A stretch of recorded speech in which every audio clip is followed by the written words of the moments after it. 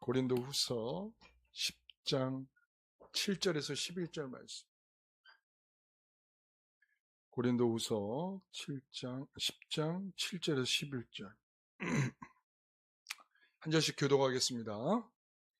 너희는 외모만 보는도다. 만일 사람이 자기가 그리스도에게 속한 줄을 믿을진대 자기가 그리스도에게 속한 것 같이 우리도 그러한 줄을 자기 속으로 다시 생각할 것이라.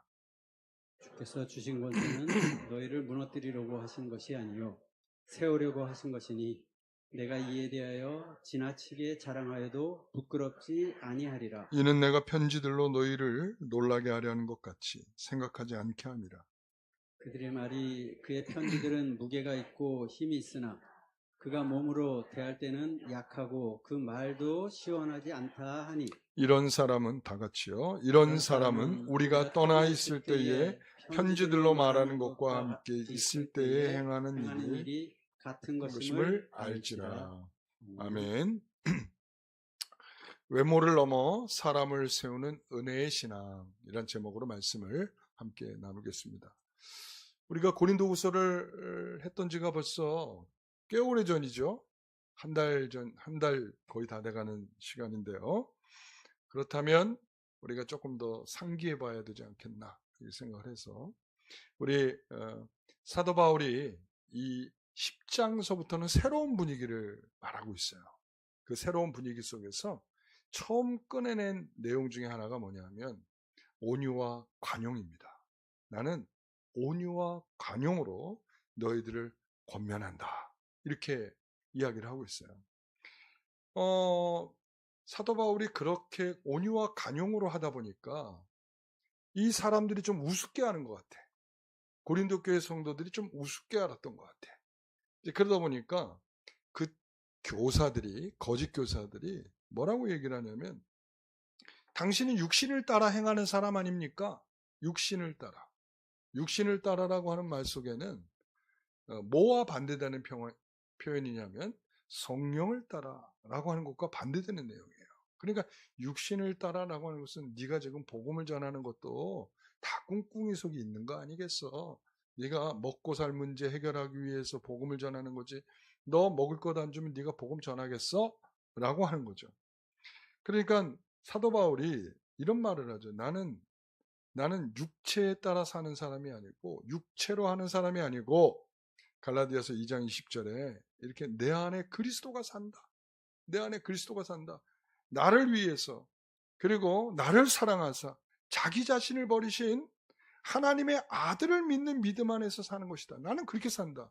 그러니까 너희들이 말하는 것처럼 난 육신을 따라 사는 사람이 아니고 하나님께서 나를 위해 보내신 그 예수 그리스도를 믿는 믿음 안에서 산다. 내 모든 결정, 내 모든 삶, 내 모든 정비 이런 것들은 다 이제 예수 그리스도를 따라가는 삶이야. 그러니까 내가 뭘로 권한다? 내가 온유와 관용으로 말하는 것. 온유와 관용은 예수님의 성품이에요. 여러분 이거 쉽지 않은 일입니다. 이 온유라함은 하나님께서 하나님의 뜻이라면 내가 뭐든지 순종하겠습니다라는 의미예요. 온유가 그거예요. 따뜻한 마음이 아니고 부드러운 마음이 아니고 온유로 하면 하나님께서 나를 고삐를 주고 계시는데 그 고삐를 주어서 흔드시는 대로 나는 가든지 멈추든지 순종하겠습니다. 이런 거거든요. 예수님이 그러셨잖아요. 이 잔을 내게서 지나가게 하옵소서. 그러나 내 뜻대로 마시고 아버지의 뜻대로 하옵소서 그러잖아요. 그러니까 그게 바로 온유예요. 그게 온유야. 온유. 그러니까 내 모든 삶의 기준은 이 예수 그리스도의 삶을 재현하는 삶을 살겠습니다. 내가 예수님처럼 살지는 못하지만 예수님이 살아온 삶을 재현하는 삶을 살아보려고 하겠습니다. 그게 온유와 관용이라 이렇게 얘기할 수 있는 거예요. 그러니까 그들이 아무 그렇게 떠들어도 나는 육신의 무기로 하지 않겠습니다. 나는 복음으로 하겠습니다. 너희의 영적 질서가 회복될 때까지 나는 너희들이 바로 설 때까지 나는 이렇게 주의 은혜로 온유와 관용으로 너희들에게 권면하겠습니다. 라는 말을 하고 있는 것입니다. 자, 그렇습니다. 여러분 이 사람들은 지금 거짓 교사들은 자꾸 뭘 보도록 하는 거냐면 겉모습을 자꾸 보도록 해요. 겉모습을 보는 겉모습. 겉모습을 보도록 하는 가치관과 생각은 다 어디? 세상에 있는 거예요. 세상에 있는 것을 가득히 가지고 있다 보니까 그의 기준과 판단은 모두 다 어디에서 나오냐면 그 세상적인 기준에서 나오는 거예요. 너의 겉모습을 보니까 보잘것없구나. 이렇게 얘기를 하는 거죠. 사진을 좀 보여주세요. 여러분, 자, 여러분에게 이 두 가지의 선물을 내놓았습니다. 여러분은 어느 쪽 선물을 택하시겠습니까? 두말하면 잔소리 아니겠습니까? 뭘 물어요, 목사님? 예? 신문지에 쌓여있는 거 저거 뭐겠어요? 뻔하죠? 저거 별로 중요해 보지도 않는 것 같은데 저거보다 저 박스, 비밀스러운 저 박스, 입생 로랑이라고 써있는 저 박스, 금줄로 리본을 묶고 있는 저 박스, 저는 저거를 원합니다. 여러분, 여기 있는 분들의 대부분이 다 선택은 다 어느 쪽 거예요? 왼쪽일 거예요. 대부분 다. 그죠? 신문지에 쌓여있는 걸 누가 택하겠어요? 그죠? 그런데 우리는 이런 마치 저렇게 외적으로 저렇게 보이니까, 사라졌구나. 그러니까 외적으로 보이니까 누가 봐도 저 박스에 들은 게 좋아 보이잖아요. 그죠? 그죠? 그러니까 사람들의 선택은 저게 투박하고 신문지에 낡은 종이에 쌓여있는 저것을 무엇으로 여기겠어요? 좋게 여길 리가 없지요. 그러니까 현대사회에서는 끊임없이 뭐에 집중을 하냐면 얼마나 더 좋은 포장을 만드느냐. 여기에 집중을 해. 그러니까 사람들의 관심은요, 포장에 있어요. 이 포장지의 화려함. 그래서 사람의 외모, 학벌, 재산, 너 어느 직장 다녀? 네 말솜씨는? 그리고 너 보니까 SNS에 올려놓은 거 보니까 인스타에 올려놓은 거 보니까 너 정말 재미있게 살더라. 이거 듣기 위해서라도 인스타에다가 그냥 막 사진들을 내가 살고 있는 마치 내 삶을 포장하듯이 막 올려놓죠.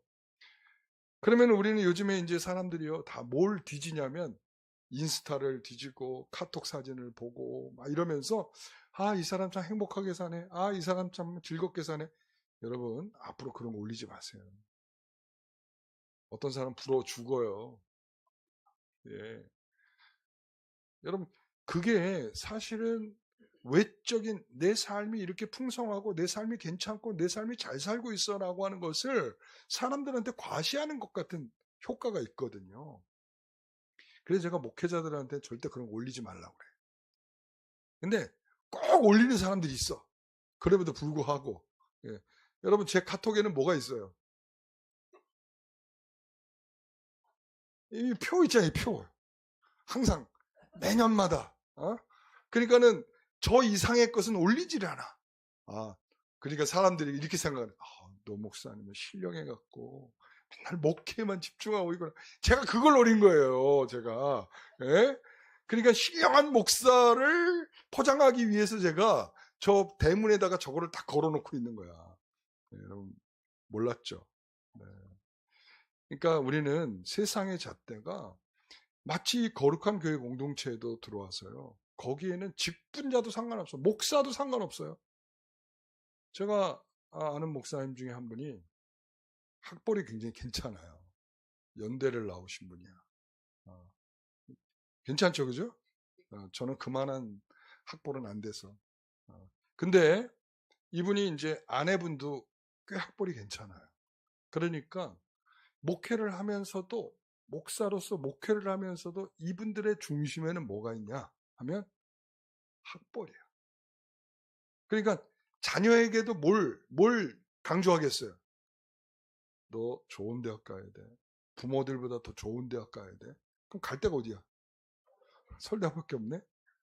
그래가지고 첫째 아들이 서울대학교에 갔어. 얼마나 좋았겠어요.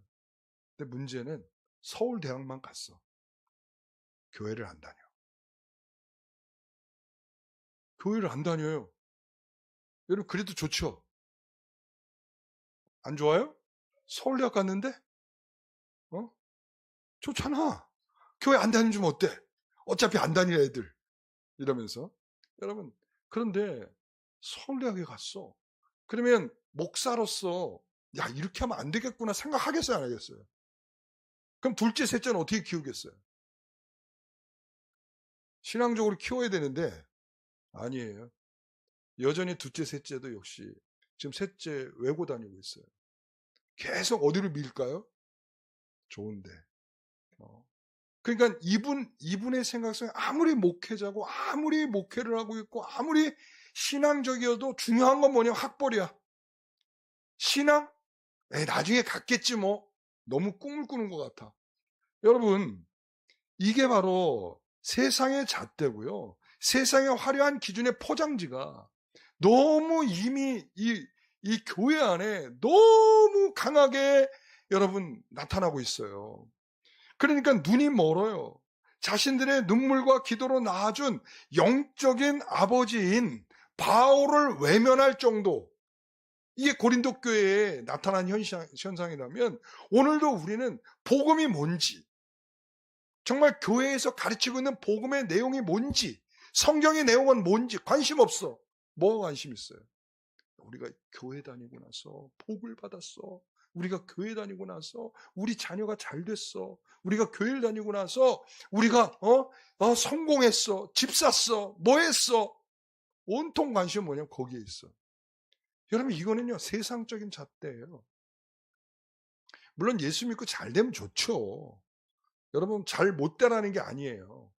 그러나 그것 때문에 뭘 못 본다면, 정말 성경의 내용을 보지 못하고 하나님께서 우리에게 주려고 하는 진정한 영적인 복을 볼 수 없다면 그거는 우리를 눈멀게 하는 거예요.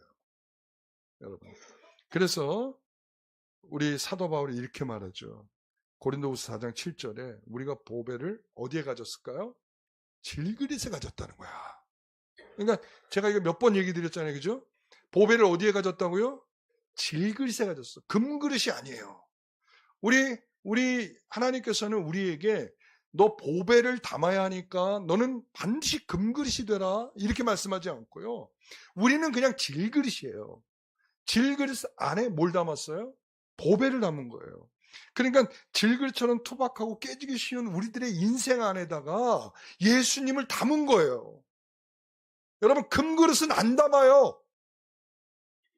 금그릇은 담기를 거절합니다. 왜? 내용물보다 더 좋은 그릇인데요. 자신들이 그렇게 생각을 합니다. 그렇기 때문에 담을 생각을 안 해요. 헛된 세상의 포장지를 과감하게 벗겨내고 우리 심령 속에 담긴 십자가의 은혜와 복음의 본질을 다시 회복하는 귀한 시간이 되기를 간절히 바랍니다. 여러분, 그래서 첫 번째는 뭐냐면 외모의 함정과 참된 신자의 근거예요. 7절 말씀 같이 읽어보겠습니다.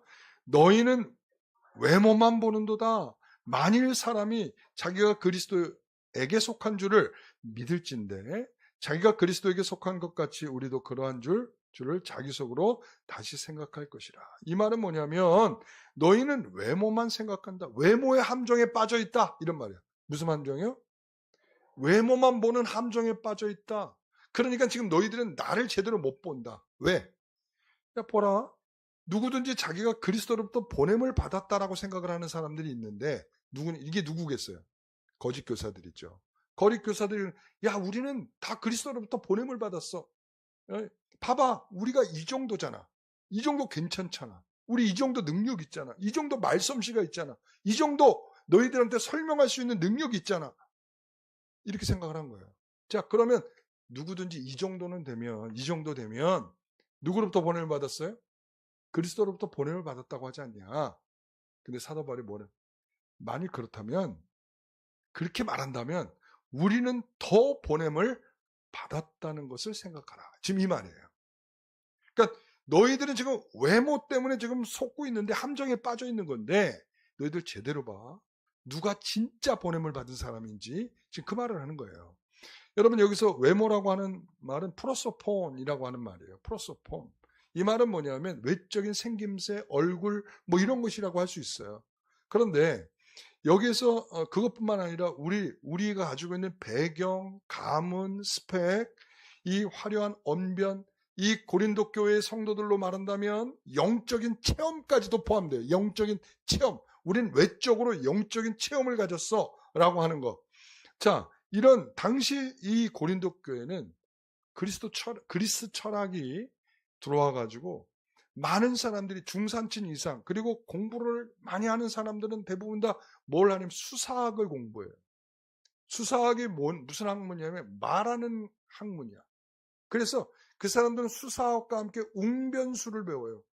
우리가 초등학교 때 이렇게 보면은 웅변학원을 보냈잖아요. 자신감 있게 발표하라 이러면서요. 근데 이 사람들은 최고의 학문이야. 이 학문 중에서 최고의 학문이 뭐냐면 수사학이야. 말하는 기술이야. 그래서 여러분 우리가 옛날 영화, 이 그리스 로마의 배경이 있는 옛날 영화들 보면 이 스타디움, 굉장히 큰 스타디움에 보면은 뭐 왕이라든지 지도자라든지 뭐 이런 사람이 막 이렇게 말을 하잖아요. 그러면 사람들이 막 빨려들듯이 막 이렇게 하잖아요.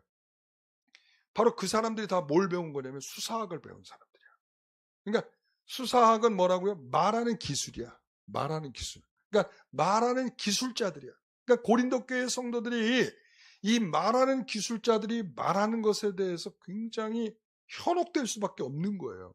기술자들이 여러분 사기꾼들이 사기치는 기술이 대단합니다. 그죠?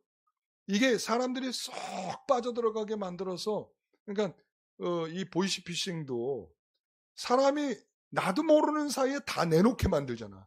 그게 기술이야, 그게 기술. 예? 그러니까 이 거짓 교사들이 침투해가지고 그들은 겉모습이 매우 세련되고 화려한 수사학을 통해서 아름다운 말들을 통해서 사람들의 길을 즐겁게 할 뿐만 아니라 사람들의 마음을 탁 뺏어가지고 누구를 공격하게 만드냐면 사도 바울을 공격하게 만드는 거예요. 10절. 자, 그들의 말이 그의 편지들은 무게가 있고 힘이 있으나 그가 몸으로 대할 때는 약하고 그 말도 시원하지 않다니. 이 누가 하는 말이에요, 이게? 그들의 말이, 그들이 누구예요?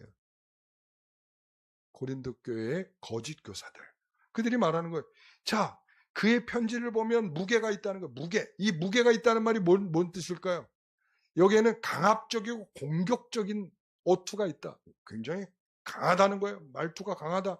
그러나 그가 몸으로 대할 때는 약하다. 이러는 거예요. 약하다. 이 말은 바울이 이 집에서는 우렁차게 짖는 개인데 집 밖에만 나가면 꼬리 내리고 벌벌벌벌 떨고 있는 강아지 새끼 모양 그렇게 비유를 하고 있는 거예요. 그러니까 바울 저 사람을 봐라. 멀리서 보면 이 편지를 쓰는 거 보면 그럴싸하고 강압적이고 강하게 표현하고 있지만 실제적으로 보면 별 볼 일 없는 사람이야. 그래서 그 사람에 대한 외적인 이 모양을 표현할 때 이렇게 표현해요. 그는 또 뭘 가졌어요? 육체의 가시를 가졌다는 거예요. 육체의 가시. 육체의 가시는 어떤 걸까요? 육체의 가시. 예? 이게 많은 사람들이 얘기할 때 이 육체의 가시 중에 하나가 안질, 그리고 또한 간질, 이렇게 생각. 그러니까 눈도 시원찮아. 그리고 또한 말하다가 보면 픽픽 쓰러지면서 거품을 물어. 여러분, 복음을 말할 때 진정성 있게 들을 만한 조건이 그게 없어. 생긴 모양은 제가 죄송합니다. 키가 작고요. 키도 작고. 그리고 또 죄송합니다. 예. 머리가 숱이 없고. 그리고 또 코가 매부리 코에다가 아주 안짱다리야 거기다 또. 키도 작은데 안짱다리에다가 코는 매부리 코에다가 머리는 또 없고 그다음에 눈썹은 이렇게 모아져 가지고 이렇게 인상도 이렇게 하고 있는 거야. 가진 건 다 가졌어요.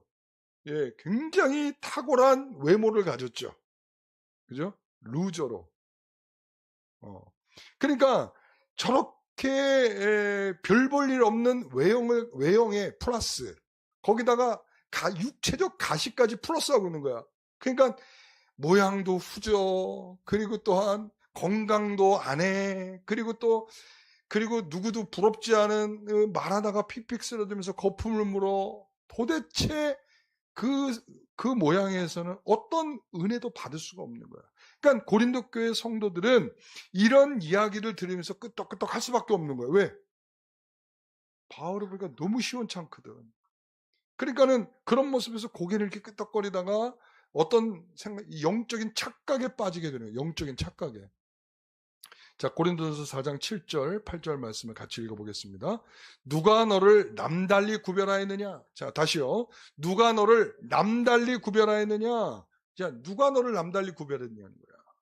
너희들이 탁월함, 너희들이 가지고 있는 능력, 너희가 원래부터 가지고 있는 부, 네가 가지고 있는 재주, 네가 이것들 때문에 예수를 믿게 됐다. 아니, 웃기는 소리 하지 마라. 이 말이에요. 남달리, 누가 너희를 남달리 구별하였느냐? 머리가 좋아서, 언변이 뛰어나서, 수사학적 기술을 갖고 있어서 아니라는 거예요. 자, 그래서 그들을 가리켜 8절 끝에 이렇게 말하죠. 우리 없이도 누가 됐다는, 뭐가 됐다? 왕이 되었다. 왕이 됐다는 거예요. 자기 중심적, 자기가 스스로가 높아진, 자기가 가진 것으로란 말이에요. 내가 가진 것의 출처가 누굽니까? 내 모든 것의 출처는 누구입니까? 내가 가진 건강, 내가 가진 물질, 내가 가진 모든 소유.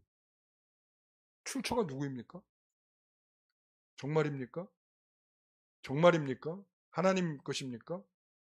그래서 우리는 오늘 죽어도 라는 말을 할 때 그 소유주이신 그분이 오늘 나를, 넌 오늘 여기까지야. 그럴 때 알겠습니다. 아멘 할 수 있어야 되고. 물질에 대해서도 마찬가지예요. 모든 것을 하나님께서 그 소유권을 주장하시게 될 때 우리는 그 앞에서 알겠습니다. 할 수 있는 마음이 필요한 거예요. 왜? 출처가 어디라고요? 하나님일 때문이죠. 그러면 누구를 자랑해야 그럼 누구를 자랑해야 되는가? 누굴 자랑해야 됩니까? 나를 자랑해야 됩니까? 하나님을 자랑해야 됩니까? 당연한 거죠. 그죠? 그러니까 모든 출처가 하나님께로부터 왔어. 그러면 그 자랑은 하나님께 돌려야 되는 것이 마땅한 일이 아니겠습니까? 나를 자랑한다는 것은 원래 하나님 없이 갖게 된 것임을 말하는 거예요. 여러분, 자녀 자랑 막 하고 이러잖아요. 그 자녀 자랑을 막 하는 것에는 뭐가 있냐면 그 안에는 하나님 없이 잘된 우리 자녀에 대해서 자랑을 하고 있는 거예요. 그렇게 생각하시면 되는 거예요. 여러분, 우리가 자랑할 때 전 자랑할 게 없어요. 이게 맞는 거예요. 아시겠죠? 이제 자랑할 때는 꼭 여러분 이제 자랑할 때는 500원을 꼭 주고 자랑을 하셔야 돼요. 아셨죠? 아셨죠? 네. 하나님께 영광을 먼저 돌립니다. 이렇게 하면서. 아시겠죠? 500원은 헌금함에 넣고 자랑하는 거예요. 알겠죠? 500원은 하나님, 제가 하나님을 자랑하기 위해서 말하는 겁니다. 하고서 헌금함에 넣고 자랑하는 거예요. 아셨죠? 예. 자, 고린도 교회 성도들은 이 복음을 듣고 깨달은 것들을 두고 다른 사람들은 미련해서 못 알아듣지만 나는 영적으로 탁월하기 때문에 나는 지혜가 많기 때문에 나는 말하는 기술이 탁월하기 때문에 쉽게 알아들 수 있다는 거야. 그러니까 신앙을 나의 똑똑함과 거룩함을 입증하는 훈장 정도로 생각한단 말이죠. 내가 남달라서 구원받았다 생각하니 아니라는 거예요. 남을 무시하고 왕노릇하면서 하나님의 종 바울까지도 자기들의 세속적인 잣대로 재단하고 정죄하고 만다는 거죠. 여러분, 사도 바울은 뭐라고 고백을 해요? 내가 전에는 비방자요, 그리고 박해자요, 폭행자였으나 자, 지금은 뭐라고 그래요? 나는 죄인 중에 내가 괴수다, 이렇게 말해요. 그러니까 바울은 단 한 번도 자기의 출신이나 학벌을 자랑하지 않아요. 예수 믿고 난 이후에는 분명합니다. 사도 바울은 나는 죄인이에요. 나는 죄인 중에 그것도 가장 죄인이에요. 그러니까 이게 참된 신앙이라는 거예요. 오직 주님의 긍휼만을 찬양하는 거죠. 여기서 보세요. 내가 전엔 비방자요, 박해자요, 폭행자였으나 도리어 긍휼을 입은 것은, 자, 바울의 핵심 포인트는 뭐냐면 내가 이런 자라는 것을 간증하는 게 아니에요. 여기서 말하는 나는 하나님의 긍휼을 입은 사람입니다, 이거예요. 다시 말해 은혜를 입은 사람입니다. 그러니까 참된 신자의 유일한 기초는 은혜를 아는 것입니다. 하나님께서 내게 주신 은혜가 자랑거리가 되어야만 그것이 바로 진짜 성도인 것입니다. 나 같은 죄인 살리신 하나님의 은혜가 한량없이 큽니다 라고 고백하는 그 찬양이 진짜 신자임을 고백하는 것입니다. 내게 있는 모든 것은 하나님께서 거저 주신 것이니 이 은혜의 깊이를 깨달은 사람만이 자기를 자랑하지 않고 다른 사람을 외모로 판단하지 않는 사람이 될 것입니다. 두 번째, 하나님의 일하심의 원리. 자, 뭐라고 돼 있어요? 약함을 통한 영광. 고린도후서 10장에서는 외모로 비난하는 이 상황은 어떻게 보면 고린도 교회만 있었던 것이 아니고요. 여러분, 기독교 역사 속에 내내 있어온 일들이에요. 그러니까 오늘날 한국 교회도 그렇고요. 아마 우리 교회도 있어요. 전 그렇게 생각합니다. 어떻게 보면 이것이 영적 싸움의 본질일 수도 있어요. 이 사람들은 늘 크고 화려하고 강력한 영웅을 원합니다. 하지만 성경의 계시는 하나님의 일하심은 세상의 방식과는 완전 정반대다라고 말하고 있어요. 고린도전서 1장 27절부터 보면 하나님께서 세상에 미련한 것들을 택했대요. 그리고 세상에 약한 것들을 택했대요. 하나님께서 세상에 천한 것과 멸시받는 것들과 없는 것들을 택했대요. 왜 그렇습니까? 그것이 사람의 작품이 아니라는 것을 나타내기 위해서 그런 거예요. 이건 하나님의 일이다. 하나님의 일은 강한 사람으로 일하는 건, 능력 있는 사람으로 일하는 것이 아니고 잘난 사람으로 일하는 것이 아니고 하나님께서는 약한 사람을 통해서 일하신다. 왜 그래요? 내가 한 거야 라고 하는 것을 나타내기 위해서죠.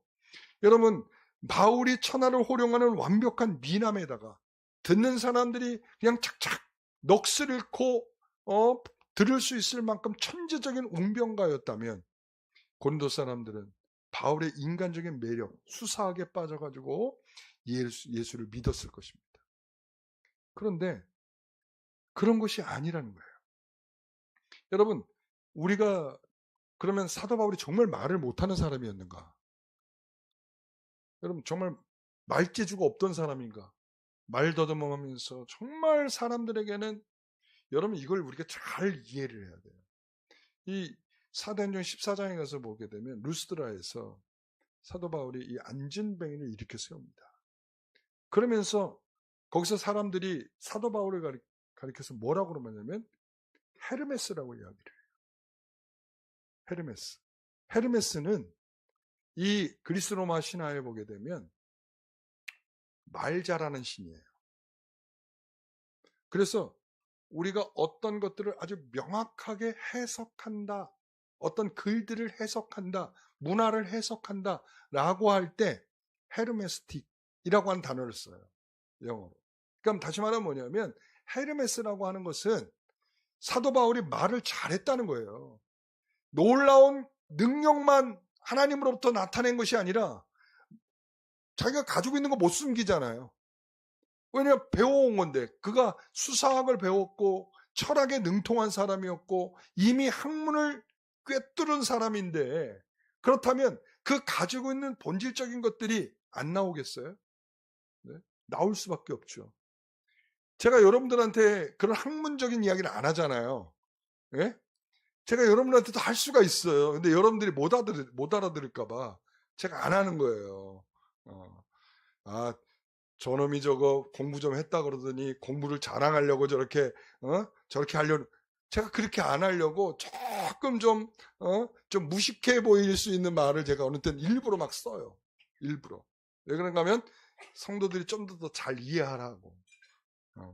그러니까 여기서 보면 사도 바울은 루스드라에서 보여주는 것은 시원하게 말 못하는 사람이 아니라는 걸 우리가 알 수 있어요. 그러니까 말은 잘하지만 본질적인 것에 충실하겠다는 고백이죠. 나는 복음 외에는 알지 못한다.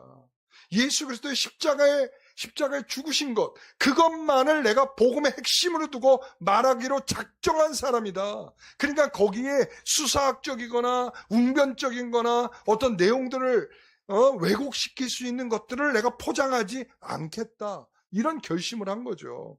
여러분, 그래서 바울의 의도를 우리는 잘 깨달아야 돼요. 그러니까 기독교는 인간의 지혜로 돌을 닦아서 깨우치는 그런 추상적 철학이 아닙니다. 살아계신 하나님의 죄를 굴복시키는 성령의 생명과 인격적인 사건이 일어날 때 기독교가 되는 거예요. 여러분, 성령께서 영적인 소경들을 눈을 뜨게 하시고 우리의 마음을 열게 하셔야 그 내용이 받아들여지는 거예요. 여러분, 그겁니다. 그러니까 우리가 똑똑해서 예수를 알아듣고 있는 게 아니에요. 우리가 설득된 게 아니에요. 예수께서, 성령께서 우리 안에 계심으로 인해서 우리가 그것을 믿음으로 받게 된 거죠. 세 번째, 주께 주신 권세, 이 무너뜨림이 아닌 세움의 사명이다. 8절을 보면 주께서 주신 권세는 너희를 무너뜨리려고 하신 것이 아니요 세우려고 하는 것이니 내가 이에 대하여 지나치게 자랑하여도 부끄럽지 아니하리라. 지금 사도 바울이 자랑하겠대요. 자랑하겠다네요. 여기서는 뭘 자랑하겠대요? 주께서 주신 권세를 자랑하겠다는 거예요. 그러니까 주님께서 주셨다는 그것이 너무나 자랑스럽고 행복한 거예요. 그러니까 사도 바울이 요 10장에서 13장 사이에 자랑이라는 단어를 17번을 써요. 희한하죠. 자랑을 싫어하는 사람인데 대부분 다 자랑은 자기를 자랑하겠다고 쓰는 단어는 없어요. 사람들이 나를 자랑하라고 하니까 내가 자랑을 좀 해보겠는데 나는 약한 것밖에 자랑할 것이 없어. 이런 식이야. 야, 우리 사도 바울은 대단한 사람이에요. 아니, 자랑을 하고 자리를 만들어주고 연설할 수 있는 장을 마련해줘도 자기의 자랑은 약한 것밖에 자랑할 게 없어요. 이렇게 얘기하는 거예요. 우리도 그렇게 해야 되는데, 그죠? 그래서 사도 바울은 이 자랑의 문제에서 주께서 주신 것을 자랑한다. 그래서 주께서 주신 것이 뭔가? 사도 바울은 여기서 권세라고 표현하고 있어요. 여러분 무엇을 받았습니까? 직분을 받았습니까? 리더십을 받았습니까? 아니면 여러분 영적인 권위를 받았습니까? 여러분 이 모든 것의 목적은 뭡니까? 그렇다면 하나님이 여러분들에게 주신 이런 주신 것에 대한 목적은 뭡니까? 뭘 위해서 주셨습니까? 뭘 하라고? 오늘 본문을 우리가 인용한다면 사람을 살리고 세우기 위해서 하나님께 주신 것이다. 뭐라고요? 사람을 살리고 세우기 위해서 주신 것이다. 그러니까 우리 하나님께서 우리에게 주신 것, 그것이 영적인 권세인지 직분인지 뭐 리더십인지 뭐 알 수 없지만 하나님께 그거 주신 이유는 뭐예요? 사람을 살리고 세우기 위해서다. 여러분, 그냥 사람을 세우는 일에 관심이 없다면, 사람을 살리는 일에 관심이 없다면 그건 주님께서 주신 것이 아니라는 거죠. 여러분, 그래서 세상의 권력은 어때요? 세상의 권력은 남을 짓밟고 굴복시키는 거예요. 그러니까요, 세상의 것은 분명합니다. 요즘 정치에서 보여주는 게 그거잖아요. 정치는 영원한 아군은 없어요. 같은 당이라도 소용없습니다. 같은 당이라도 우리가 예를 들어서 뭐 대통령 선거를 한다 그러면은 온 당원들이 다 뭉쳐가지고 우리 대통령 이러지만 그러나 자기 나름대로 서야 되는 예를 들어서 뭐 당대표 선거를 한다든가 최고위원 선거를 한다든가 이럴 때에는 사람들이 그 사람을 밟아야 서기 때문에 이제 같은 당이어도 소용이 없는 거야. 그러니까 우리 당 사람이어도 치부를 다 드러내고서라도 내가 1등을 해야 되는 거야. 난 이 부분이 마음에 안 들어요. 그래서 정치 안 하고 싶어. 네. 그러니까 우리 교회는 이런 거에 낯설죠. 그러니까 다른 사람을 밟고 내가 1등 하는 거. 이런 건 좀 낯설어요. 그러니까 하나님의 나라의 권세는 우리에게 하나님 나라의 권세는 뭐예요? 희생과 섬김이에요. 희생과 섬김. 그러니까 사람을 일으켜 세우기 위해서 우리에게 주신 권세는 뭐라고요? 희생과 섬김이에요. 그러니까 다른 사람을 밟고서 탁 쓰려고 하는 것은 세상적인 권세야. 그러니까 우리는 그런 권세는 거절해요. 아시겠습니까? 우린 그런 권세는 거절해. 아예 알러지가 있어요, 저는. 알러지가. 그렇게 사람을 치고받고 죽일 듯이 해서 그 위에 서려고 하는 것은 저는 완전히 반대입니다. 그래서 여러분, 우리는 교우들에게 있어서도 우리가 좀 그런 마음들이 있어야 돼요. 참된 은혜로 접근하는 거. 참된 은혜를 입은 성도들은 이렇게 다가서는 거예요. 예를 들자면 제가 한 집사님, 안수 집사님이 되셨어요. 한 교회, 좀 큰 교회인데 거기서 안수 집사님 되셨어요. 그래서 그분이 저한테 와서 그런 얘기를 하더라고요. 목사님, 제가 이제 안수 집사가 됐어요. 아, 축하드립니다. 그랬더니 그분이 그러는 거예요. 제가요, 안수 집사가 돼서 한 가지를 결심했어요. 뭐라냐면 교회에서 어려움을 겪고 있는 성도들을 찾아가서요, 제가 뭐든지 위로를 해주려고 하는 마음을 제가 가지려고 합니다. 그러더니 정말 이분이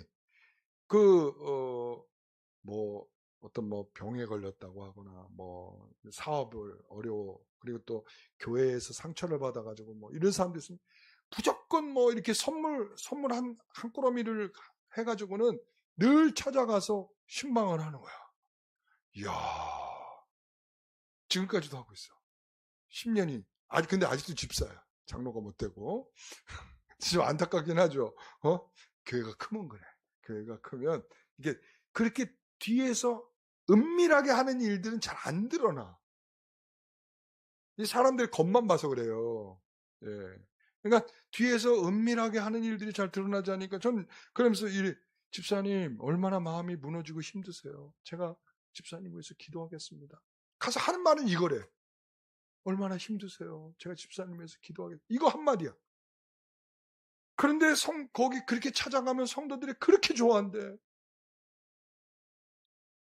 여러분, 그러니까 우리가 그동안 얼마나 섬김과 희생이 얼마나 부족했는지를 알 수 있는 거예요. 조금만 섬기자니 사람들이 감동합니다. 왜? 섬기는 걸 제대로 본 적이 없거든. 왜냐하면 공개적인 자리에서 섬기는 건 많이 봤어요. 봉사를 한다든지, 딱 헌금을 내놓는다든지, 이런 것들은 봤어. 그런데 은밀하게 가서 조용히 성도들의 마음들을 추스려주고 그들을 위해서 기도해주고 그들과 함께 하려고 하는 마음을 갖는 이 은밀한 일에 대해서는 사람들이 잘 본 일이 없어. 그러니까 거기에 굉장히 큰 감동을 받는 거죠. 저는 우리 공동체가 말이에요. 우리 영광교회가 말이죠. 비판의 법정이 되지 않기를 소원합니다.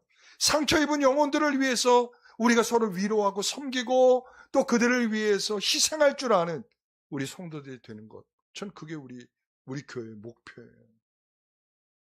전 우리 교회 크게 되게 해주세요. 이렇게 기도한 적이 없어요. 한 번도. 그러나 우리 성도들이 희생하고 섬길 수 있는 성도들이 되게 해달라고 저는 그렇게 기도를 해요. 여러분, 자, 그러면서 네 번째, 말의 지혜가 아닌 삶의 일치로 증명하는 복음. 여러분, 여기서 거짓 교사들이 공격하는 건 크게 두 가지예요.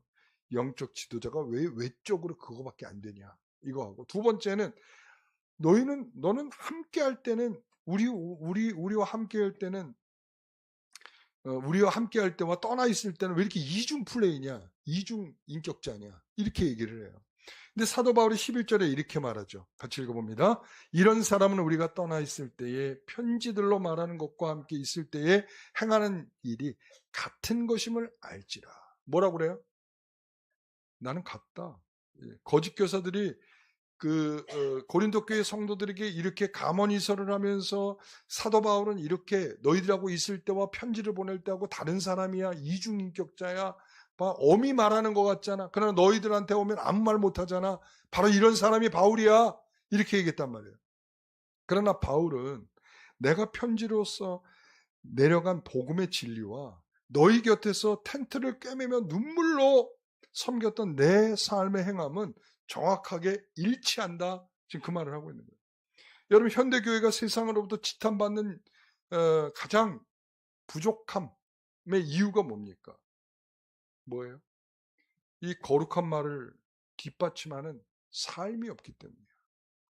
여러분, 우리는 그럴싸한 말들은 너무 잘해요. 그래서 교회 다니지 않는 사람들도 교회 다니는 사람들을 하면 어떤 이미지로 알고 있냐면 말 잘하는 사람들, 말만 잘하는 사람들. 여러분, 우리의 삶 전체가 세상 사람들에게 그리스도의 편지입니다. 그리고 믿지 않는 사람들한테는 우리가 성경일 수도 있어요. 그들은 성경을 펼치지 않거든요. 펼칠 이유도 없고.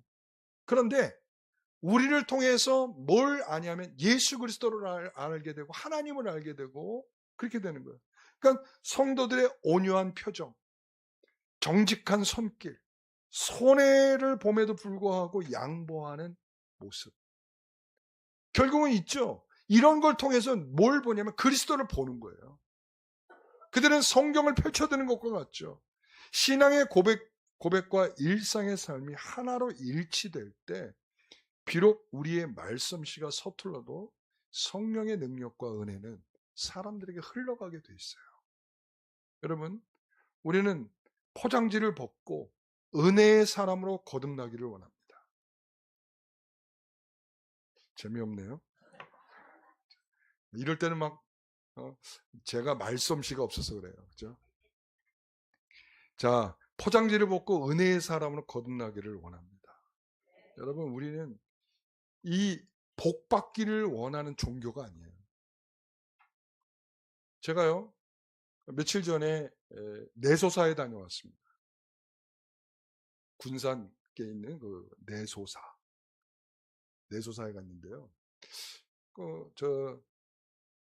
원래 그 절에 들어갈 때 뭐 이렇게 입장료가 있어야 되는데 없다고 그래서 제가 갔어요.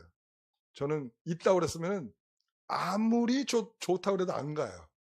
거기다 내가 한 푼도 줄 수 없다. 이런 생각을 하기 때문에. 근데 그 없다는 거예요. 그래서 갔어요. 내수하는 그 길이 되게 예쁘더라고요. 다 올라가는 길이. 거기에 가면은 할아버지 나무, 할머니 나무, 그 700년 된, 1000년 된 그런 그 나무가 있어요. 그건 볼만하더라고요. 근데 그래서 혹시 여기서 좀 배울 만한 것들이 없나? 혹시? 그래서 딱 봤어요. 그랬더니 야, 여기는 복 받는 것 위주로 돼 있구나. 딱 내가 그걸 알았어요. 복 받는 것 위주로 돼 있구나. 모든 곳곳에 뭐가 있냐면 돈통이 있어요. 모든 곳곳에. 그리고 안내가 아주 충실합니다. 안내가. 우리는 저기 헌금함 이렇게 조그맣게 써놓고 헌금함 딱 하나잖아요. 근데 거기는 곳곳에 다 있어. 곳곳에. 그리고 기왓장 한 장에 2만 원 탁 있어요. 뭐 하는 건지 모르겠는데. 그 다음에 극락왕생 하려는 사람들은 등을 다십시오. 이렇게 돼 있고. 그 다음에 그 사천왕 앞에는 이제 시험이나 이렇게 운수 좋기를 바라시는 분들은 여기다가 돈을 넣으십시오. 이렇게. 이야, 이 사람들은 온통 이렇게 돼 있구나. 근데 제가 꼭 하나 배워야 될 거를 하나 봤어요. 뭐냐면은 그 사천왕 앞에 뭐가 있냐면 키오스크가 있는 거예요. 키오스크. 우리 저기 커피점에 가면은 주문하는 거 있잖아. 주문할 때 쓰는 거. 그게 그 식당에 가면은 식당 그 테이블에다가 그거 놓잖아요. 주문하는 거. 그게 있더라고요. 그래서 이게 뭐지? 그리고서 이렇게 봤어요. 봤더니 3가지 메뉴가 있더라고요. 3가지 메뉴. 하나는 종을 위하여. 하나는 그 대웅전의 문살을 위해서. 또 하나는 뭔지 기억이 안 나는데 3가지. 요거는 10만 원, 얘는 5만 원, 얘는 3만 원. 이렇게 돼 있어요. 그래가지고 이거를 하고 싶은 사람 뭐를 하느냐? 카드를 꽂으면 돼요. 카드를 꽂고 결제를 하면 돼요. 야, 내가 이거 너무 좋은 거다. 그래서 이제 우리 교회에도 요거를 도입을 해야 되겠다. 그래서 의자에다가 곳곳에다 설치를 해놓고 이제 현금이 없어서 헌금을 못해요. 이거 못하도록. 그래갖고 카드를 꽂고 10만 원, 5만 원, 3만 원 이렇게 해놓으면 야, 이거 기발하다. 이 생각을 했어요.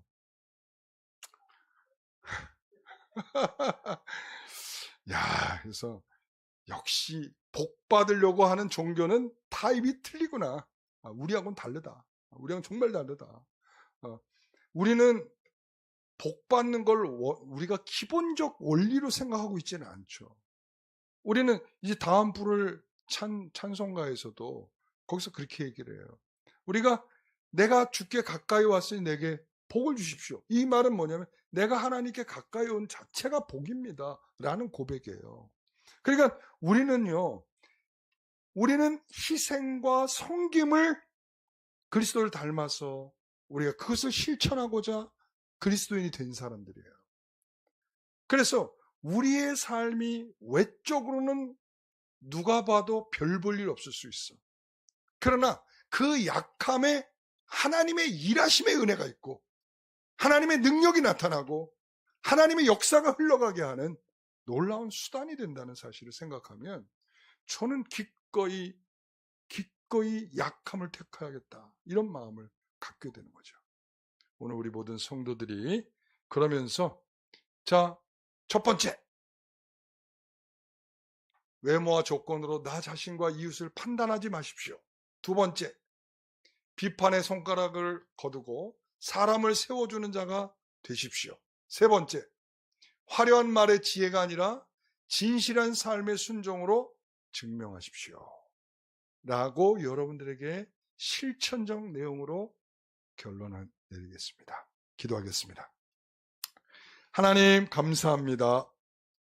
거룩하고 자비하신 하나님 아버지, 우리는 늘 눈에 보이는 헛된 포장지에 마음을 빼앗기고 세상의 잣대로 서로를 비교하며 교만하거나 낙심했음을 회개합니다. 자격 없는 우리를 조건 없는 사랑으로 구원하신 십자가 은혜를 잊지 않겠습니다. 우리에게 허락하신 직분과 삶의 자리를 이웃을 무너뜨리는 데 쓰지 않고 상처 입고 지친 영혼들을 일으켜 세우는 생명의 통로로 사용되기를 원하옵나이다. 화려한 말의 지혜가 아닌 삶의 거룩한 순전과 희생으로 복음을 증명하게 하옵소서. 질그릇 같은 우리를 빚으사 주의 보배로운 역사를 이루시는 예수 그리스도의 이름으로 기도하옵나이다.